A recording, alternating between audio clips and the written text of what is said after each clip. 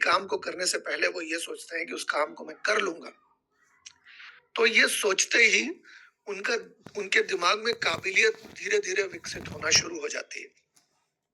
लेकिन किसी काम को शुरू करने से पहले अगर कोई कहता है कि मैं नहीं कर पाऊंगा, तो ये कहने भर से उनके अंदर वो काबिलियत जो है वो बनना बंद हो जाती है, सिर्फ कहने भर से। लोग अक्सर अपनी सोच के अनुसार ही ढल जाते हैं। आप देखेंगे कि आपको अगर कोई लक्ष्य की प्राप्ति करनी थी और आपने कहा कि नहीं, शायद मैं नहीं कर पाऊंगा, तो अपने आप ही दिमाग में ख्याल आने लग जाएंगे कि अंगूर खट्टे हैं, अच्छा हुआ मैंने नहीं खाए, है ना। तो इस तरह से चीजें हैं। तो आप अगर ये सोच लेंगे कि आपको जो प्राप्त करना है, आपको जो हासिल करना है, आपने जो सोचा है, आपने जो अपने लिए लक्ष्य निर्धारित किया है, वो निश्चित तौर पे पूरा होगा। अगर आप ये ठान लें कि वो करना है और आप कर सकते हो इस सोच के साथ। आप देखिए, धरती में ऐसा कोई भी काम नहीं है जो कि इस सोच के साथ शुरू किया गया होगा कि क्या पता हो पाए या ना हो पाए, शायद नहीं कर पाऊंगा मैं। इस नकारात्मक विचार के साथ कोई भी पॉजिटिव काम आज तक नहीं हो पाया है, चाहे वो कितना भी बड़ा से बड़ा या छोटा से छोटा काम हो। फ्रेंड्स, लाइफ में हमारे बहुत बड़े बड़े सपने होते हैं और वो बहुत बड़े बड़े सपने अलग अलग तरह के होते हैं लोगों की। कह लीजिए, एक ड्रीम का सर्कल होता है और एक इनकम का सर्कल होता है। ड्रीम का सर्कल लोगों का बहुत बड़ा होता है, उसमें बहुत सारे सपने होते हैं, बचपन से लेकर आज तक आपने भी बहुत सारे ऐसे सपने देखे होंगे। और सपनों में क्या क्या हो सकता है? बड़ा घर हो सकता है। अगर आपके पास घर है तो और बड़ा घर के बारे में सोचते हैं। अगर आप किराए के मकान में रहते हैं तो आप और बड़े मकान के बारे में, आप अपने खुद के मकान के बारे में सोचते हैं। जिनके पास गाड़ियां होती है वो और बड़ी गाड़ी के बारे में सोचते हैं। जिनके पास नहीं होती वो गाड़ी के बारे में सोचते हैं। जो बच्चों को अच्छी एजुकेशन देना चाहते हैं, चाहे वो किसी भी कीमत पर हो, तो बड़ा बड़े सपने होते हैं। लोग बच्चों की अच्छी एजुकेशन के लिए अपना मन मारते हैं और बहुत सारे लाइफ में सैक्रिफाइसेस करते हैं ताकि बच्चे अच्छी तरह से पढ़ाई लिखाई कर पाए। इसके अलावा घूमने फिरने का भी मौका बहुत सारे लोग चाहते हैं, लेकिन घूमना फिरना उतना आम हो नहीं पाता है, अमूमन नहीं हो पाता। और लोग नाम चाहते हैं, शोहरत चाहते हैं, अपनी एक नाम बनाना चाहते हैं अपने लिए फेम चाहते हैं। बहुत सारे लोग चैरिटी भी इसलिए करते हैं, उनको लगता है कि लोग हमें जाने, लोग हमें पहचाने, हमारा एक नाम हो, हमारी शोहरत हो। तो बहुत सारे लोग चैरिटी भी करते हैं, बहुत सारे लोग स्टेबिलिटी चाहते हैं, क्योंकि बहुत सारे ऐसे बिजनेस हैं जो सीजन के ऊपर डिपेंडेंट होते हैं। सीजन हुआ तो काम बहुत अच्छा चला, ऑफ सीजन में काम बिल्कुल ठंडा पड़ गया। टूरिज्म में से एक है। तो बहुत सारे लोग एक अच्छी लाइफस्टाइल, एक अच्छी जीविका का निर्वाह करना चाहते हैं, एक जीविका बनाना चाहते हैं। कि बहुत सारे लोगों को हम देखते हैं जिनके पास पैसा होता है पर समय नहीं होता। बहुत सारे लोगों को हम देखते हैं जिनके पास समय होता है लेकिन पैसा नहीं होता। तो आज हम एक ऐसे विषय के बारे में बात करने वाले हैं जिसमें हमारे पास पैसा भी होगा और जिसमें हमारे पास समय भी होगा। ये कैसे होता है, अगले 35 से 40 मिनट में हम लोग देखने वाले हैं। फ्रेंड्स, ये तो हमारा हो गया हमारा ड्रीम का सर्कल। लेकिन क्या हमारे इनकम का सर्कल भी इतना बड़ा बनाया जा सकता है? शायद नहीं। इनकम का सर्कल जो है वो बहुत छोटा सा होता है और इतना बड़ा होता है कि उसमें हमारी जो कह लीजिए, जो भी हमारी जरूरतें हैं, हमारे खर्चे हैं, वो हमेशा इनकम के सर्कल से बड़े होते हैं। और आप देखिए कि ये जो इनकम का सर्कल है, इसमें सिर्फ रोटी, कपड़ा और मकान सिमट कर रह जाते हैं। इनकम के सर्कल में अमूमन ये रोटी, कपड़ा और मकान ही आते हैं। अगर आप देखेंगे कि कम इनकम सर्कल में किसी को अगर ये ड्रीम्स पूरे करने भी हैं, तो घर लोन पे होता है अमूमन, गाड़ी लोग लोन पे लेते हैं, पढ़ाई लिखाई के लिए भी आजकल लोन मिलने लग गया है, घूमने जाने के लिए भी लोन मिलने लग गया है। नाम, शोहरत, इसके लिए लोग क्या करते हैं किसी जगह पे जाते हैं तो फोटो खिंचाने में ज्यादा बिजी रहते हैं, क्योंकि उनको लोगों को फेसबुक के जरिए या इंस्टाग्राम के जरिए लोगों को दिखाना है कि देखो मैं घूमने गया। वो जब घूम रहे होते हैं तब एंजॉय शायद नहीं करते या उतना नहीं करते जितना करना चाहिए। वो फोटो खिंचाने में और मेमोरीज कलेक्ट करने में रह जाते हैं और रोजमर्रा की जिंदगी में उन फोटोज को खोल के कभी देखते भी नहीं है, क्योंकि व्यस्त है। अच्छा, इसके अलावा चैरिटी भी अमूमन नहीं कर पाते लोन को चुकाने के चक्कर में। और स्टेबिलिटी या लाइफस्टाइल, इनमें से कुछ भी नहीं होता, क्योंकि रोटी, कपड़ा और मकान में ही ज्यादा खर्च हो रहा है। अब हर किसी को लाइफ में काफी सारी चीजें पानी है, लेकिन फाइनेंशियल फ्रीडम एक ऐसी चीज है, आर्थिक स्वतंत्रता एक ऐसी चीज है जो कि अगर हम समझ जाएं तो हमारे लिए आगे बढ़ना बहुत आसान होगा। यानी कि पैसा और समय, ये दोनों एक साथ होने को फाइनेंशियल फ्रीडम कहते हैं। बहुत सारे लोग हम देखते हैं, हमारे नजर में भी है, जिनके पास पैसा है तो समय नहीं, समय है तो पैसा नहीं है। तो कुछ ना कुछ तो ऐसा करना पड़ेगा जिससे दोनों समय समय के साथ हमें मिले। हर किसी को, अगर मैं आपसे पूछूं कि अगर हम 6 महीने के लिए घूमने चले, तो आप में से बहुत सारे लोग कहेंगे कि 6 महीने के लिए घूमने के लिए तो पैसा चाहिए, पैसा हमारे पास है नहीं। अगर आप हमें पैसा दे दें तो 6 महीने के लिए क्यों, मैं आपके साथ 12 महीने के लिए भी घूमने के लिए चल सकता हूँ। और कुछ लोग होंगे जो कहेंगे नहीं, पैसे की तो कोई दिक्कत नहीं है, पैसे तो हम चाहे आपके भी देते हैं थोड़े बहुत, लेकिन 6 महीने का समय नहीं है। क्योंकि हम 6 महीने के लिए बाहर रहेंगे तो हमारा बिजनेस कौन संभालेगा। हम अगर मान लीजिए ट्रांसपोर्ट की लाइन में है, तो दिन रात सुबह शाम कॉल्स आते हैं, ये गाड़ी का एक्सीडेंट हो गया, अरे पुलिस ने पकड़ लिया, अरे दिक्कत आ गई, या कोई भी असुविधा हो सकती है। तो ये आप देखिए कि ये जो 6 महीने तो घूमने नहीं जा सकते, नहीं तो काम बंद पड़ जाएगा। तो पैसा है तो समय नहीं, समय है तो पैसा नहीं है। तो हम लोग ऐसा क्या करें कि हमारे पास दोनों एक ही साथ मौजूद हो। हर किसी को हम देखते हैं कि समय चाहिए, हर किसी को पैसा चाहिए, हर किसी को सिक्योरिटी चाहिए, और हर किसी को मान सम्मान चाहिए, इज्जत चाहिए, हर किसी को चाहिए। क्या मैं सही हूँ? आप लोग मुझसे बात करते रहेंगे तो आप आज के सेशन को ज्यादा बेहतर तरीके से समझ पाएंगे। बिल्कुल सही है सर। जी सर, ठीक है सर। रिप्लाई तो मैं मांगूंगा सर, तो आप दीजिएगा, पर बातचीत चार्ट ऑन नहीं है, चार्ट ऑन नहीं है सर। एक सुरक्षा भी हर किसी को चाहिए। अब जो अनएम्प्लॉयड होते हैं उनके पास समय तो बहुत है, क्योंकि काम तो है नहीं, कोई जॉब तो है नहीं। अब जॉब यदि नहीं है, समय है बहुत, तो पैसा नहीं है, सिक्योरिटी भी नहीं है, और रिकॉग्निशन भी नहीं है। कुछ काम नहीं कर रहे तो मान सम्मान मिलेगा कैसे? और मतलब कह लीजिए उनके पास सुरक्षा आएगी कैसे, क्योंकि इनका भी नहीं है। कोई भी, अगर कोई भी छोटी से छोटी दिक्कत अगर आ जाती है तो वो उथल पुथल हो जाते हैं, क्योंकि पैसे तो है नहीं। पैसे भी नहीं है, सुरक्षा भी नहीं है, रिकॉग्निशन भी नहीं है। जॉब जो लोग करते हैं उनके पास कह लीजिए समय, तो समय देकर ही वो इनकम करते हैं, क्योंकि किसी और को उन्होंने समय दिया है, अपना एक्सपर्टीज दी है, अपना समय दिया है, तभी जाकर उनके पास कुछ मेहनताना आ रहा है। और जिस मेहनताने की वजह से वो अपना गुजर बसर कर रहे हैं, अपनी जीविकोपार्जन कर रहे हैं, अपनी जिंदगी चला रहे हैं। पैसा उनके पास उतना ही होता है जितना काम लगे, जितना काम भर का, यानी कि जरूरत भर का। लेकिन सपने पूरे करने का, घूमने जाने का, शॉपिंग करने का, जो मन चाहे वो खरीदने का, जो मन चाहे जब मन चाहे खाने का, वो शायद पैसे नहीं हो पाते।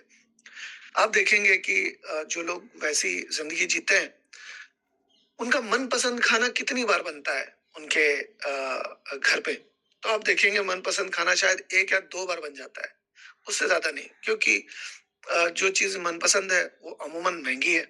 किसी को आ, मतलब पोस्तों की सब्जी अच्छी लगती है, पॉपी सीड्स कहते हैं इंग्लिश में, तो वो बंगाल में बहुत बनता है, उड़ीसा में भी बनता है, बहुत जगहों पे बनता है, उसका हलवा भी बनता है। तो खस का बनता है। तो वो सारी चीजें अफोर्ड कर नहीं पाते हर कोई। और मान लीजिए जॉब में आज की डेट में कोई सिक्योरिटी है, ये कहना बड़ा मुश्किल है, क्योंकि एआई के आने के बाद बहुत सारे स्क्रिप्ट राइटर्स की, बहुत सारे टाइपिंग करने वाले लोगों की, या बहुत सारे लोग जो लोग लिखने पढ़ने वाला काम करते थे, वो बहुत ही खतरे में आ चुका है। इनफैक्ट मेडिकल ट्रांसक्रिप्शन नाम का एक फील्ड हुआ करती थी, जिसमें इंडिया में लाखों, मतलब कई दसों लाखों लोगों की संख्या में उस फील्ड से बिलोंग करते थे लोग। लेकिन आज की डेट में उनके पास बिल्कुल काम नहीं है। वो आर्टिफिशियल इंटेलिजेंस के तौर के मदद से वो काम अब किया जाने लगा है। मेरे खुद के परिचय में काफी सारे लोग हैं जो पहले ये काम करते थे, और आज की डेट में उनके पास करने को कुछ भी नहीं है। तो जॉब में किसी भी तरह की कोई सिक्योरिटी नहीं है। पहले के समय में बल्ब आता था, फिर मतलब कह लीजिए आने लग गया अलग तरह का वो अ, अलग तरह के, मतलब लाइट्स आने लगी, अब एलईडी लाइट्स आती हैं। तो पहले जो बल्ब बनाने वाली कंपनियां थी, आज की डेट में वो नहीं है। या तो उनको एलईडी बल्ब बनाने पड़ रहे हैं अब, या तो वो बल्ब के बिजनेस से कंप्लीटली बाहर जा चुके हैं।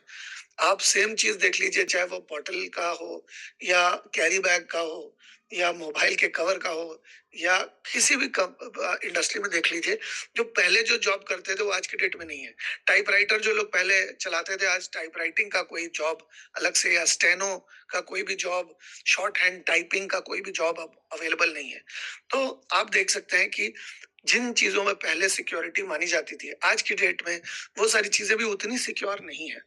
पहले गवर्नमेंट जॉब में पेंशन मिलता था, अब गवर्नमेंट जॉब में पेंशन नहीं मिलता है। पहले गवर्नमेंट जॉब में काम नहीं भी करे तो चलता था, लेकिन आज की डेट में गवर्नमेंट जॉब में काम नहीं करे तो बम्बू होता है बहुत तगड़ा वाला। ये मेरे खुद के घर में गवर्नमेंट सर्वेंट है, इस वजह से मैं इन चीजों को पर्सनली पहचानता हूँ। खैर, मैं किसी प्रोफेशन को बुरा नहीं कहता। हर चीज के अपने फायदे नुकसान हो सकते हैं, लेकिन मैं ये जानता हूँ कि ये जो जॉब है उसमें उस तरह की सिक्योरिटी नहीं है। अगर आप काम नहीं करेंगे तो आपको पैसा नहीं देगा कोई भी। इसके अलावा रिकॉग्निशन की जहां तक बात है, तो हर किसी को जिस चीज के पैसे दिए जाते हैं, उन मालिक को लगता है कि हम पैसा तो दे रहे हैं, फिर रिकॉग्निशन किस बात का, पैसा तो दे ही रहे हैं। जो अगला काम कर रहा है उसके पैसे तो उसको मिल ही रहे हैं, रिकॉग्निशन क्यों चाहिए भाई, है ना? तो ना तो सही पैसा ही होता है, ना सही समय होता है, ना सिक्योरिटी होती है, ना रिकॉग्निशन होता है। बिजनेसेस की बात करें, मैं जानता हूँ स्पेलिंग गलत है, पर आप भावार्थ पे ध्यान दीजिए। लिफाफा अगर आपको मिला है तो आप उसके अंदर मैसेज को ध्यान दीजिए, आप लिफाफे के ऊपर ध्यान मत दीजिए। अगर आपके पास गिफ्ट आ रहा है तो आप गिफ्ट पे ध्यान दीजिए, रैपर पे ध्यान मत दीजिए। अभी मैं क्या बोल रहा हूँ उस पर ध्यान दीजिएगा। तो अगर बिजनेसमैन है आप, तो आपके पास समय नहीं है, चाहे वो ट्रांसपोर्ट का बिजनेस हो आपका, चाहे वो कोई भी तरह, किसी भी तरह का बिजनेस हो, तो समय तो आपको देना होगा। आपको क्या लगता है, अदानी या अंबानी या गोदरेज, टाटा, मित्तल, ये क्या सारे, या टाटा, जो नोएल टाटा अब है, वो क्या फ्री होंगे? जिसका भी बिजनेस है वो क्या फ्री है? उसके पास समय ही समय, ऐसा होता है क्या? अमूमन ऐसा नहीं होता ट्रेडिशनल बिजनेस में। उनके पास पैसा तो होता है, लेकिन उनके पास भी सिक्योरिटी कुछ नहीं है, क्योंकि आज की डेट में जो बिजनेस सही है वो कल की डेट में चलेगा या नहीं चलेगा इसकी कोई गारंटी नहीं है। टाटा इतनी रेप्यूटेड कंपनी, जिस भी बिजनेस में हाथ लगाती है वो बिजनेस बहुत अच्छा हो जाता है, या उसमें बहुत प्रॉफिट कमाती है, लोगों को भी देती है। लेकिन उसने नैनो की फैक्ट्री चलाई, और सिर्फ इस वजह से वो फैक्ट्री नहीं चली क्योंकि उसकी मार्केटिंग सही तरीके से नहीं हुई थी। लोगों ने, जो मार्केटिंग करने वाले लोग थे, उन मार्केटिंग करने वाले लोगों ने उस गाड़ी को इंडिया की सबसे सस्ती गाड़ी, सस्ती गाड़ी, सस्ती गाड़ी कह के प्रमोट किया। और लोगों को लगता है हम सस्ती क्यों लेंगे, इंडिया में एक सेंस ऑफ प्राइड है। लोगों को लगता है कि हाँ, हम सस्ती गाड़ी क्यों लेंगे, हम तो बढ़िया गाड़ी लेंगे। लोगों को ये लगता है। अब कैसे कोई अगर कोई नैनो खरीदता था तो लोग बोलते थे, सस्ती गाड़ी चला रहा है, सस्ती गाड़ी चला। तो एक नेगेटिव इसका अभिप्राय था, सस्ती गाड़ी मतलब नेगेटिव, ये लोगों के दिमाग में था। तो वो सबसे किफायती या सबसे कह लीजिए जो बाइक चलाने वाले, उनको टारगेट कर रहे थे, लेकिन मार्केटिंग में ये हो नहीं पाया। लेकिन वो आज उनकी जो जमीन थी वो अभी भी डिस्प्यूट में चल रही है, कोर्ट के ऑर्डर के बाद भी। मैं बंगाल का रहने वाला हूँ तो मैं जानता हूँ। तो बिजनेस में सिक्योरिटी कुछ भी नहीं है। आज की डेट में जो प्रोडक्ट चल रहा है वो प्रोडक्ट कल की डेट में चलेगा या टेक्नोलॉजी उसको ऑब्सोलेट नहीं कर देगी, इस बात की कोई गारंटी नहीं है।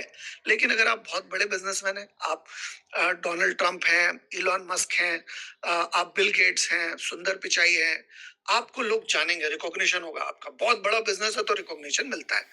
लेकिन बाकी सारी चीजें कुछ है तो कुछ नहीं है, कुछ और है तो कुछ और नहीं है। लेकिन नेटवर्क मार्केटिंग की अगर हम बात करें, रेनेटस वेलनेस की अगर बात करें, तो अगर इस बिजनेस को अगर आप सिस्टम से बिल्ड करते हैं तो आपके पास समय भी होगा, क्योंकि आपकी इनकम सिर्फ आपके ऊपर निर्भर नहीं है।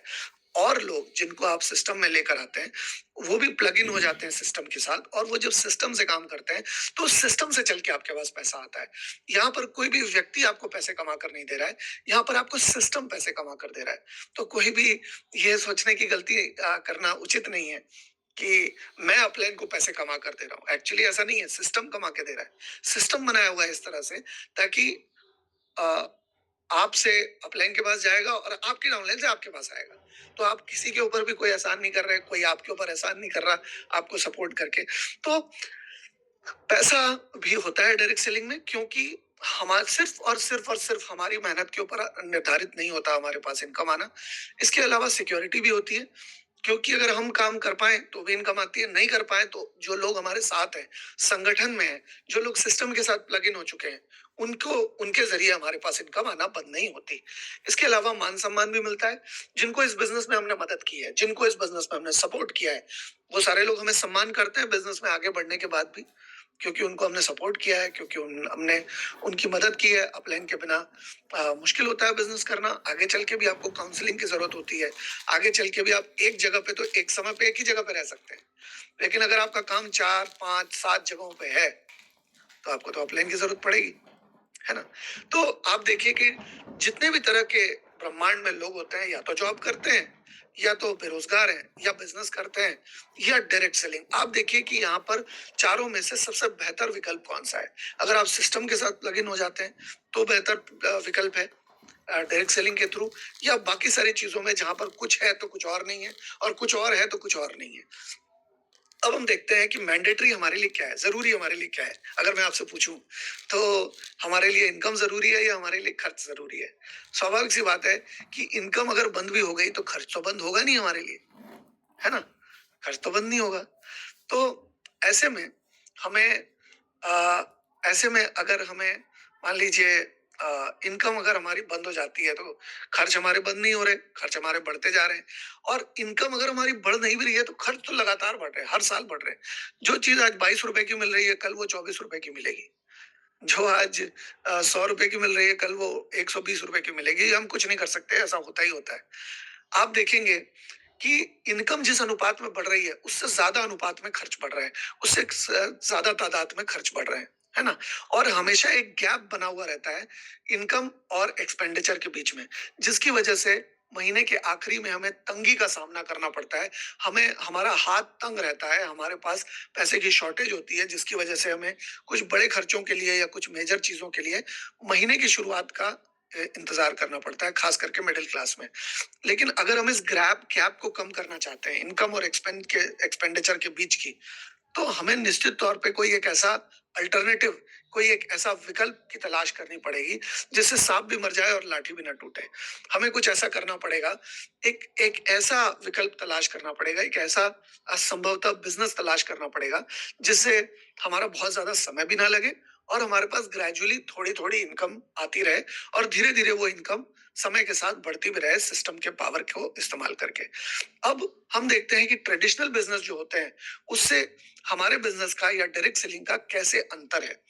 हम कन्वेंशनल बिजनेस में देखते हैं कि लाखों करोड़ों रुपए का इन्वेस्टमेंट लगता है, जगह लेनी पड़ती है, काफी जोखिम उठाना पड़ता है, क्योंकि बिजनेस चलेगा या नहीं चलेगा इस बात की कोई गारंटी होती नहीं है। तजुर्बा चाहिए, बिजनेस अगर आप करना चाहते हैं तो तजुर्बे के बिना तो कर नहीं पाएंगे। इसके अलावा बहुत सारा कंपटीशन होता है। जो काम आप कर रहे हैं वो काम और लोग भी कर रहे हैं, मुश्किल है, इतना आसान नहीं है आपको उस काम में सक्सेसफुल होना। इसके अलावा डायनामिक इन्वायरमेंट है। आज ट्रेंड कुछ और है, कल ट्रेंड कुछ और हो सकता है, परसों कुछ और हो सकता है। कपड़ों के बिजनेस में खास करके ये समस्या होती है कि नया ट्रेंड आ गया और पुराना स्टॉक अगर बिका नहीं है तो वो ऐसे ही पड़ा रह जाता है, वो बेच नहीं पाओगे आप। तो बहुत सारे लोगों को नौकरी पे रखना पड़ सकता है। आपको आपको बहुत सारे लोगों को नौकरी पर रखना पड़ सकता है। तो ओके, बहुत सारे लोगों को आपको नौकरी पर रखना पड़ सकता है। साथ ही साथ आपको टैक्सेशन की काफी सारी मतलब सोचना पड़ता है कि जब हम ये काम करेंगे तो टैक्स के इम्प्लीकेशन बहुत सारे आ सकते हैं, लीगल इश्यूज बहुत सारे आ सकते हैं, और साथ ही साथ हेडेक दुनिया भर की, माथापच्ची दुनिया भर का तामझाम होता है। मतलब कोई भी अगर आप बिजनेस स्टार्ट करते हैं तो वो सिरदर्दी से कम नहीं होता है। पैसे तो आपको बाद में चल के देता है, लेकिन सिरदर्दी बहुत होती है। साथ ही साथ चौबीसों घंटे सातों दिन आपको बिजनेस के बारे में सोचते रहना पड़ता है। कभी कभी तो आपकी आत्मा आपके खुद के शरीर से बाहर निकल के रात के को आपसे बात करती है कि ये क्या जोखिम मोल ले लिया। लेकिन अगर हम रेनेटर्स के बिजनेस की बात करें या डायरेक्ट सेलिंग की इंडस्ट्री की बात करें तो आपको यहाँ पर ना के बराबर खर्च में इसको स्टार्ट कर सकते हैं। ना के बराबर खर्च क्यों कह रहा हूं मैं? क्योंकि आपको अपने खुद के इस्तेमाल के प्रोडक्ट यहाँ पर लेने पड़ते हैं, और कम से कम खुद के इस्तेमाल के प्रोडक्ट के साथ आप यहाँ शुरुआत कर सकते हैं। तो आपने कोई अलग से इन्वेस्टमेंट तो किया नहीं, आपने खुद के इस्तेमाल के प्रोडक्ट लिए, अगर आप एक आध पीस एक्स्ट्रा भी ले लेते हैं तो उसको बहुत बड़ा कोई इन्वेस्टमेंट तो कहेंगे नहीं, क्योंकि बहुत सारे लोग महीने का सामान लेते हैं या किसी डिपार्टमेंटल स्टोर में जाते हैं तो कभी कभी 1 महीने 2 महीने का सामान स्टॉक कर लेते हैं। तो जब हम अपने इस्तेमाल के लिए स्टॉक कर सकते हैं तो जब व्यापार करेंगे तो क्या स्टॉक की जरूरत नहीं पड़ेगी? पड़ सकती है। तो आप देखेंगे कि फ्लेक्सिबिलिटी ऑफ टाइम होता है, कभी भी हम इस काम को कर सकते हैं अपने सुविधा के अनुसार, अपने समय से इस काम को कर सकते हैं। हम काम करते हुए इस काम को सीख सकते हैं, सीखते हुए काम कर सकते हैं और काम करते हुए सीख सकते हैं। हमें यहाँ फ्री में ट्रेनिंग्स मिलती है जूम में, सुबह 8 बजे, रात को 8 बजे और दोपहर में 4 बजे।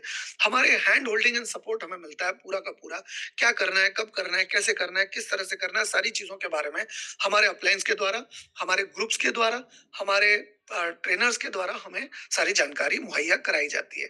इसके अलावा जिस जगह पे आप काम करना चाहते हैं उस जगह पे कर सकते हैं, जहां चाहे वहां कर सकते हैं, जिसके साथ चाहे उसके साथ कर सकते हैं, जब मर्जी है तब कर सकते हैं।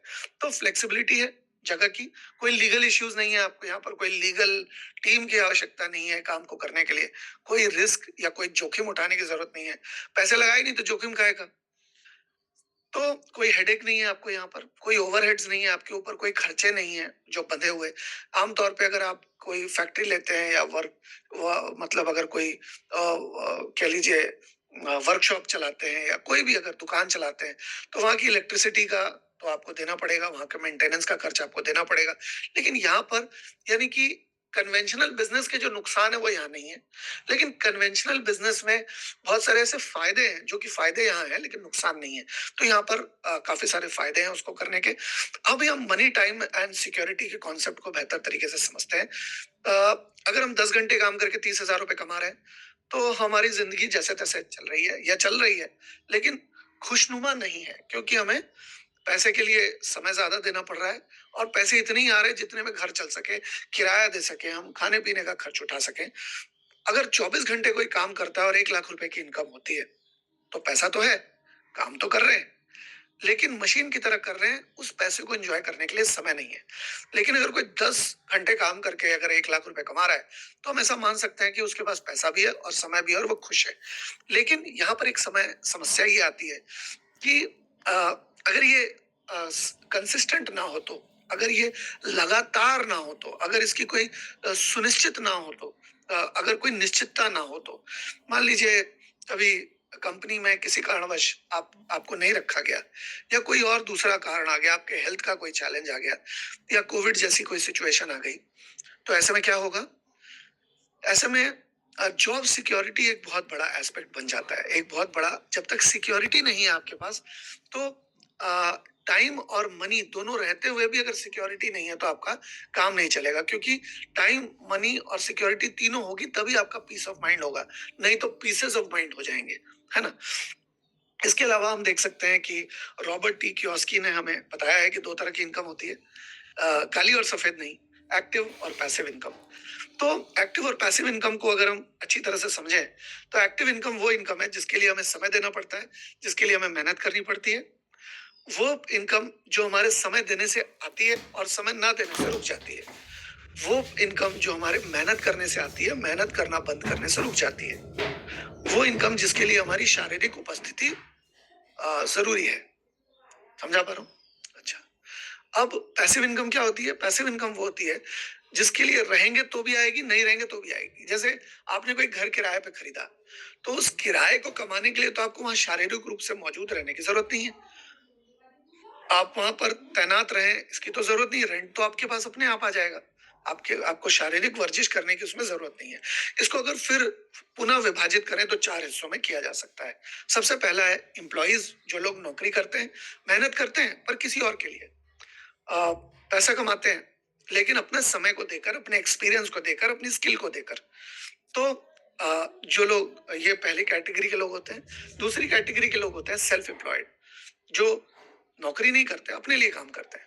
डॉक्टर्स अपने लिए काम करते हैं, चार्टर्ड अकाउंटेंट्स अपने लिए काम करते हैं, लॉयर्स अपने लिए काम करते हैं, आर्किटेक्ट्स अपने लिए काम करते हैं। अगर इन्हीं प्रोफेशन वाले लोग अगर नौकरी ज्वाइन कर लें तो वो पहली कैटेगरी में आ जाएंगे प्रोफेशनल्स होने के बाद भी। अब अगर हम तीसरी कैटेगरी के बारे में बात करें तो बिजनेस ओनर्स की बात हो रही है, यानी कि वो लोग जो लोग कोई बिजनेस चला रहे हैं। मैं दुकानदार को बिजनेस नहीं मानता, वो सेल्फ एम्प्लॉयड है। क्यों? क्योंकि उनके बिजनेस को चलाने के लिए उनकी शारीरिक उपस्थिति जरूरी है। अगर आपकी किराने की दुकान है या आपके पास अगर कोई राशन शॉप है, तो आप किसी और के भरोसे 6 महीने वो दुकान छोड़ नहीं सकते। लेकिन अगर आपका बड़ा बिजनेस है या अगर आपकी बड़ी दुकान है, तो आप एक कैमरा लगाकर वहां पर शारीरिक रूप से उपस्थित ना रह के भी शॉप की निगरानी कर सकते हैं, उसकी देख रेख कर सकते हैं, और आपका एक सिस्टम लगाया हुआ होगा जो सिस्टम से प्लग इन होके काम चल रहा होगा। शारीरिक उपस्थिति की जरूरत नहीं है, उसको बिजनेस कहूंगा मैं। तो बिजनेस जो लोग करते हैं उनके पास इनकम आती है। और जो लोग इन्वेस्टमेंट्स करते हैं, अब वो किसी भी तरह का इन्वेस्टमेंट हो सकता है। बहुत सारे लोग बैंक में एफडी करते हैं और उसके उनको इंटरेस्ट आता है, उससे उनका काम चलता है। बहुत सारे लोग डिवेंचर्स लेते हैं, बहुत सारे लोग उनके पास कह लीजिए शेयर से उनके पास डिविडेंड्स आते हैं, तो उससे उनका काम चलता है। बहुत सारे लोग अलग अलग तरीके की चीजें करते हैं। कुछ लोग किराए किराए पे मकान दे देते हैं और किराए पे वो इनकम करते हैं। तो ऐसे बहुत सारे अलग अलग तरीके के लोग काम करते हैं। तो इनमें मूलभूत फर्क क्या है? मूलभूत फर्क ये है कि एक्टिव इनकम करने वाले लोग धरती पर 90% है। 90% लोग एक्टिव इनकम करते हैं। पैसिव इनकम करने वाले लोग कितने हैं? स्वाभाविक सी बात है कि 10% ही बचे। और इनमें और मूलभूत फर्क क्या है? मूलभूत फर्क यह है कि एक्टिव इनकम करने वाले लोगों के पास कितना पैसा है। देखा जाता है कि एक्टिव इनकम करने वाले 90% लोगों के पास 10% पैसा है, और पैसिव इनकम करने वाले 10% लोगों के पास 90% पैसा है। आज इस दुनिया में ये हमारी लाइफ हमारे सामने आ गई है। ये वास्तविकता है कि टाटा, बिरला, अंबानी, अदानी, इनके पास जितने पैसे हैं हमारे पास तो है नहीं। हमारे पास मिला के शायद उतने पैसे ना हो।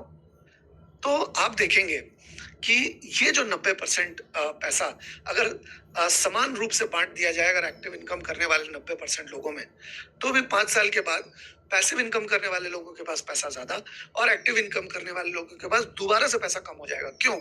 इसका कुछ कारण है। कारण क्या है?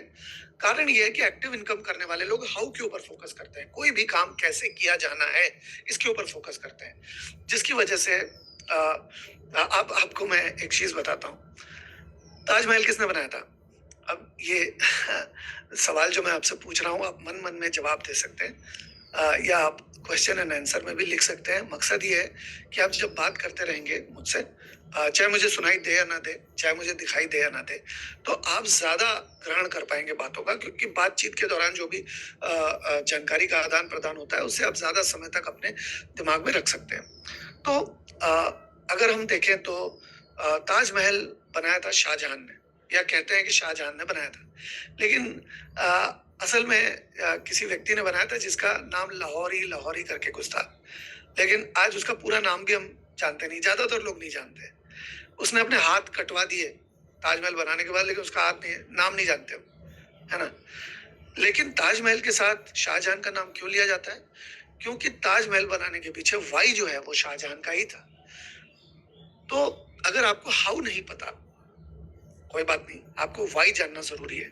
जिसकी वजह से मैंने इस काम को, इस सेशन को शुरुआत करने से पहले आपसे पूछा था कि आपका वाई जो है वो अगर उनमें से कुछ है जो आपके बड़ा ड्रीम सर्कल है तो बेहतर होगा। क्योंकि बहुत सारे लोग अपने छोटे इनकम सर्कल को, अपने बड़े ड्रीम सर्कल को छोटे इनकम सर्कल में घुसाने की चेष्टा करते हैं। तो बड़ा सर्कल तो छोटे सर्कल के अंदर घुसेगा नहीं। तो आप हाउ के ऊपर नहीं, आप वाई के ऊपर फोकस कीजिए। आप इस काम को क्यों करेंगे ये पहले जानना जरूरी है।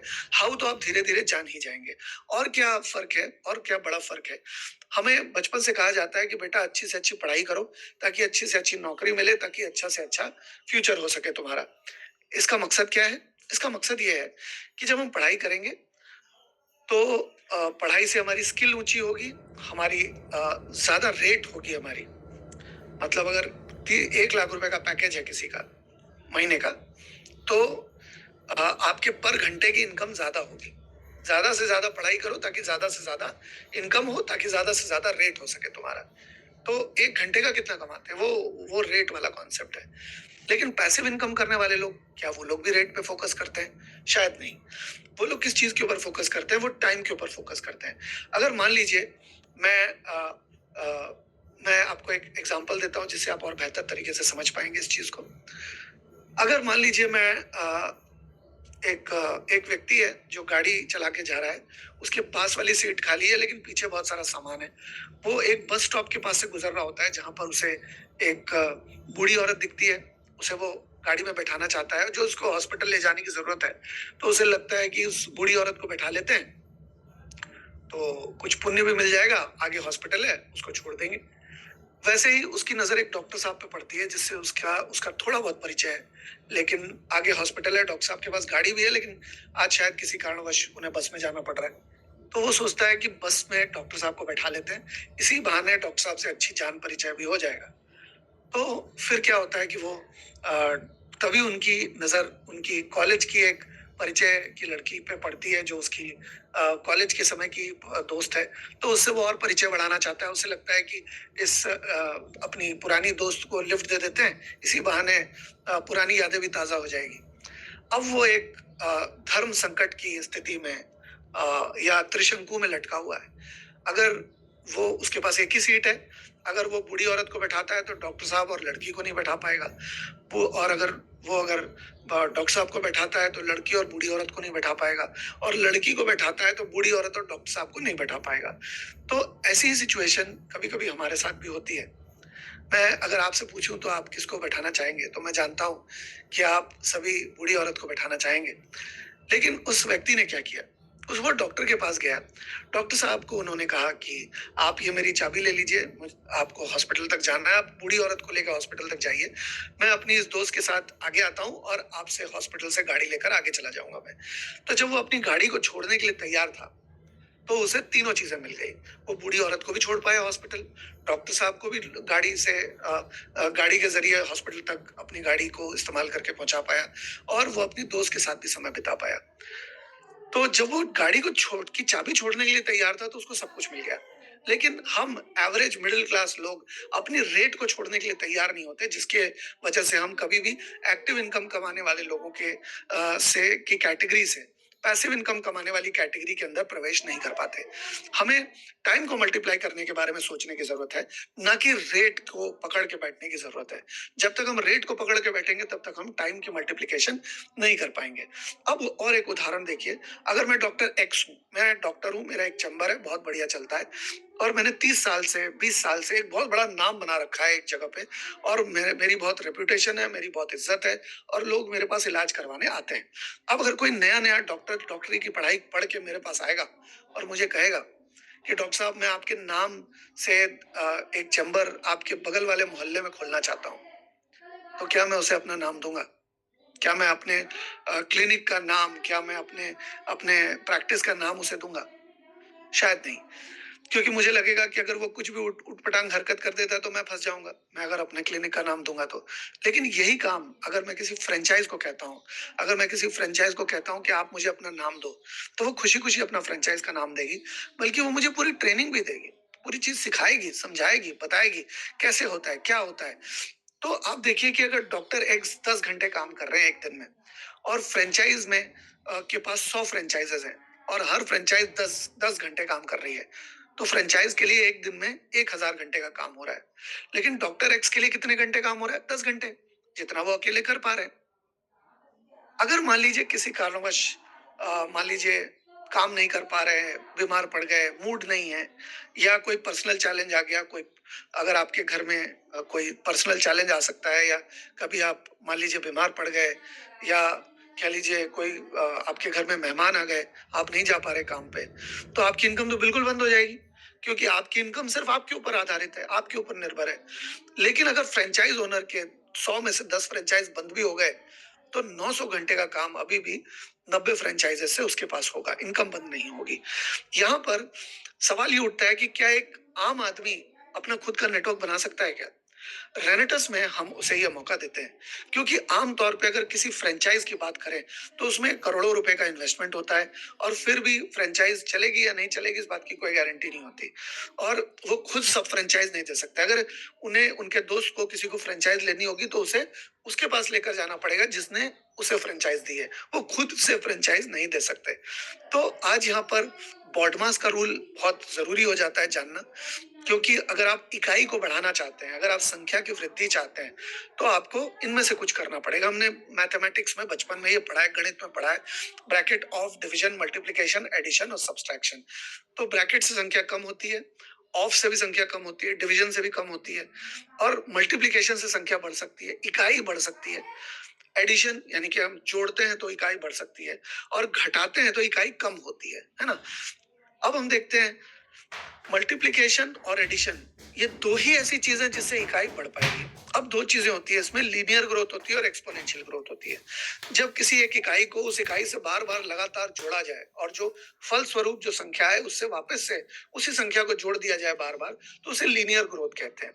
Constant growth by a constant amount for each unit of time, her same संख्या के साथ अगर यूनिट ऑफ टाइम से ग्रोथ किया जाए, जैसे 2+2 4, प्लस जो संख्या आई 4, उसको फिर से 2 प्लस करेंगे तो 6 हो जाएगा, फिर 8 हो जाएगा, 10 हो जाएगा, 12, 14, 16, 18, इस तरह से हो जाएगा।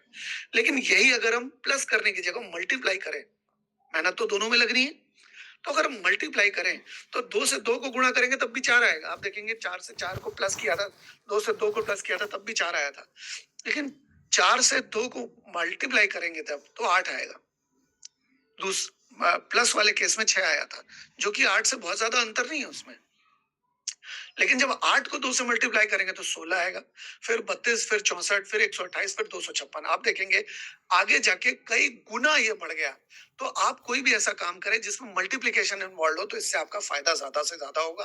अब ये मल्टीप्लिकेशन का फायदा अमूमन किसी बड़े बिजनेस में होता है। अब या तो आप कोई इन्फोसिस, विप्रो या ऐसी कोई बहुत बड़ी कंपनी चला लें, कोई बड़ी कंपनी खोल लें, या आप डायरेक्ट सेलिंग का काम करके इस मल्टीप्लिकेशन के काम का फायदा ले सकते हैं। डिजिटल मार्केटिंग या इस तरह के एफिलिएट मार्केटिंग या आर्टिफिशियल इंटेलिजेंस, जितने भी तरह के काम आज के डेट में ब्रह्मांड में मौजूद है, किसी में भी मल्टीप्लिकेशन की पावर नहीं है। उस काम में तरक्की तो बहुत कर सकते हैं, लेकिन खुद के बल पे आप कर पाएंगे तो काम होगा, आप नहीं कर पाएंगे तो काम नहीं होने वाला जनाब। तो आप देखेंगे कि लीनियर नेचर ऑफ इनकम होती है, income is equal to rate into time होता है। आप अगर 40 साल के व्यक्ति हैं तो आप एक लिमिट के आगे अपनी रेट को नहीं बढ़ा सकते। कितनी पढ़ाई करेंगे, पढ़ाई करने की एक लिमिट है। आप डबल पीएचडी कर लेंगे, उसके बाद कितनी पढ़ाई करेंगे?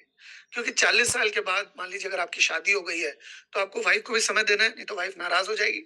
आपको बच्चों को समय देना है, आपको घर गृहस्थी के दूसरे काम में भी ध्यान देना होगा, तो पढ़ाई नहीं कर पाएंगे। तो कुछ लोग तो जॉब के साथ भी पढ़ाई नहीं कर सकते, तो आप 10 से 12 घंटे से ज्यादा दे ही नहीं पाएंगे। तो अगर आपका समय नहीं बढ़ेगा तो इनकम भी नहीं बढ़ेगी, क्योंकि समय, इनकम तो रेट इनटू टाइम होता है। तो अगर समय नहीं बढ़ा पाएंगे तो रेट अगर सेम रही, रेट तो आपकी, अगर समय नहीं बढ़ रहा तो इनकम भी नहीं बढ़ेगी। और अगर मान लीजिए if you knew how to increase productive time, we could increase our income too. अगर हम अपने प्रोडक्टिव समय को बढ़ा पाए तो अपनी इनकम को भी बढ़ा पाएंगे। तो इससे क्या होता है कि किसी भी कारणवश अगर हम इनकम या रेट दोनों में से किसी को नहीं बढ़ा पाए तो हम लोग फंस जाएंगे। लेकिन इनकम करने की तो एक लिमिट, रेट को बढ़ाने की एक लिमिट है, पढ़ाई लिखाई को करने की एक लिमिट है। यानी कि income is directly proportional to time. हम इस निष्कर्ष पे पहुंच सकते हैं कि जितना कम समय देंगे उतनी कम इनकम आएगी, जितना ज्यादा समय देंगे उतनी ज्यादा इनकम आएगी। मैं बहुत बड़ा डॉक्टर हूं, लेकिन अगर मैं पेशेंट नहीं देखूंगा तो मेरे पास पैसे नहीं आएंगे। अगर मैं ऑपरेशन नहीं करूंगा तो मेरे पास पैसे नहीं आएंगे। मैं बहुत बड़ा वकील हूं, मैं केस नहीं लड़ूंगा तो मेरे पास पैसे नहीं आएंगे। मैं बहुत बड़ा चार्टर्ड अकाउंटेंट हूं, मैं लोगों की आईटीआर फाइल नहीं बनाऊंगा, कंपनी को अगर सीए की सर्विस नहीं दूंगा तो मेरे पास पैसे नहीं आएंगे। सिर्फ मैं बड़ा सीए हूँ, बड़ा डॉक्टर हूँ, बड़ा चार्टर्ड अकाउंट, बड़ा लॉयर हूँ, तो इसलिए पैसे नहीं आएंगे। काम ज्यादा करूंगा तो ज्यादा पैसे आएंगे, काम कम करूंगा तो कम पैसे आएंगे। चाहे मेरा रेट कुछ भी हो, चाहे मैं कितना भी बड़ा 30 मार खान क्यों ना हो, समय दूंगा तो पैसे आएंगे, समय नहीं दूंगा तो पैसे नहीं आएंगे। समय ज्यादा दूंगा तो ज्यादा आएंगे, समय कम दूंगा तो कम आएंगे। ये जिस भी तरह का बिजनेस आप समझ लीजिए ऐसा ही है। तो आपकी इनकम आपके समय के ऊपर निर्भर करती है। अब अगर हम रेट एंड टाइम को देखें, तो अगर हम रेट को 0 कर देते हैं तो हमें पता है किसी भी चीज को अगर 0 से गुणा करेंगे तो उसके फलस्वरूप 0 ही आएगा। तो अगर किसी भी कारणवश अगर हमारी रेट 0 हो जाती है तो हमारी इनकम भी 0 हो जाएगी। टेक्नोलॉजी बदल गई, आप का अगर कोई दुर्घटनाग्रस्त हो गए, आपकी कोई फैमिली चैलेंज आ गया, बहुत सारे लोग अपनी पढ़ाई पूरी नहीं कर पाते, मतलब समय के पहले अगर कोई जिम्मेदारी उन पे आ जाती है तो आपकी रेट अगर जीरो हो गई तो आप चाहे ज्यादा भी समय दे दो तो भी इनकम कुछ भी नहीं आएगी, है ना। लेकिन अगर आपका समय भी कभी जीरो हो गया, कभी ऐसा हुआ कि आप समय ना दे पाए, कभी ऐसा हुआ कि कोई असुविधा हो गई, तो आपका टाइम जीरो हो गया तो इनकम अगेन जीरो हो गई। आप जितने बड़े चार्टर्ड अकाउंटेंट, आप जितने बड़े लॉयर क्यों ना हो, समय नहीं देंगे तो पैसा नहीं आएगा, है ना। तो आप देख सकते हैं कि इनमें से दोनों में से कोई भी जीरो आ जाए तो खतरा है। अब हम डायरेक्ट सेलिंग की क्यों बात कर रहे हैं, नेटवर्क मार्केटिंग की क्यों बात कर रहे हैं? क्योंकि अमूमन कोई भी प्रोडक्ट जब बनता है तो उसका 30 से 40% पैसा उसके मैन्युफैक्चरिंग कॉस्ट का होता है। बाकी 60 से 70% पैसा बिचौलियों के पास जाता है। मैन्युफैक्चर प्रोडक्ट को बना के तैयार कर देता है और उसको national stockist, regional stockist, area agent, advertisement, wholesaler, retailer और कस्टमर सिर्फ आगे बढ़ा देते हैं। वो प्रोडक्ट की गुणवत्ता में कोई वृद्धि नहीं करते, सिर्फ प्रोडक्ट को आगे बढ़ा देते हैं। यही काम अगर हम रेनेटस के डिस्ट्रीब्यूटर के तौर पे करें, प्रोडक्ट्स लें रेनेटस से, उसे खुद इस्तेमाल करें, इस्तेमाल करके अगर हमें अच्छे लगे, तो अगर हम सक्सेसफुल रिकमेंडेशन करें, तो ये जो बिचौलियों के पास पैसा आता है सिर्फ प्रोडक्ट को आगे बढ़ाने का, सिर्फ प्रोडक्ट का प्रचार करने का, सिर्फ प्रोडक्ट को एक जगह से दूसरी जगह पहुंचाने का, वो 60 से 70% पैसा धीरे धीरे करके क्रमबद्ध तरीके से सिस्टम के साथ आपके पास आ सकता है।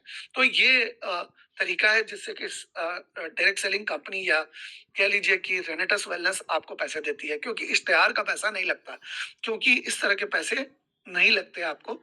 इसकी वजह से इसका मकसद ये है कि समय को और एफर्ट को बहुगुणित करना, क्योंकि ऑल्टरनेटिव मेथड है ये कस्टमर के पास प्रोडक्ट को पहुंचाने का। जो ऑनलाइन लोग बेचते हैं ई कॉमर्स, वो भी कस्टमर के पास प्रोडक्ट को पहुंचाए जाने का एक तरीका है।